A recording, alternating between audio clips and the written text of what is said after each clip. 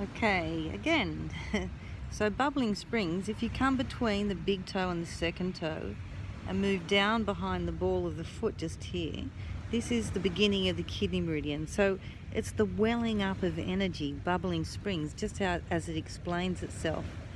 So when we're in horse stance, you want to feel the pressure coming through that line from heel to toe, but really feel that you're pressing through bubbling springs. And it's the same when you do the Zen walk, if you can try to land into bubbling springs, because it's not only the beginning of the kidney meridian and that welling of energy, it's also your center of balance. It helps get you in your core muscles.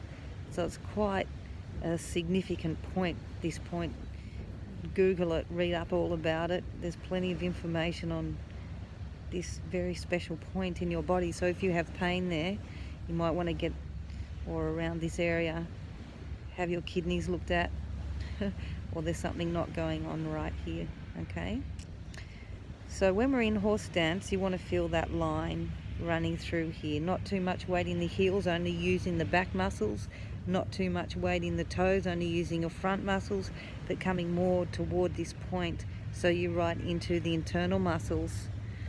So if you're standing there now, why don't you take your weight back on your heels and feel all the back muscles contracting. And then take the weight around the outside of the foot, the blade of the foot, and feel how it's pulling down the outside of the legs. Sometimes can give sciatica and all that tension in the outside of the legs. Then coming up behind the little toe, you'll probably feel it around the hip bones. And then as you come up behind the toes, and say you came up to about behind the second toe and the big toe, you'd feel it more in the front, in the pelvis, all the muscles working there. Then as you come around the ball of the foot into bubbling springs, you should be feeling it come up the inside of the legs and you're dropping more into the center. Okay? So now, taking your horse stance position, which you'll see in the next video, I want you to try to feel the pressure in that bubbling springs point. So you're pushing your knees out over your toes, you're bending. And as you push your knees out over your toes, you're going to feel that you probably go out onto the blades, the outsides of your foot a bit. So this is where you have to adjust and roll around behind the toes, come around the ball of the foot and back into bubbling springs. And you'll feel that that straightens the lower back a little more. It tucks the tailbone under slightly, not too much. And so you're standing in your horse stance position. It's like you're sitting on a stool right below you. So you're not sticking your bottom out and your ribs forward. You're just dropping down, and you'll see that image. Now while you're in horse stance, let's start with a little challenge. Let's do breaths up through the spine, because it's a challenging position. Now I just say, if you have bad knees, do not bend very far and do not open your legs too wide. Just do what you can do, but it can help knees a lot because it strengthens the quads, and it's the quads that are supporting your knees. All right?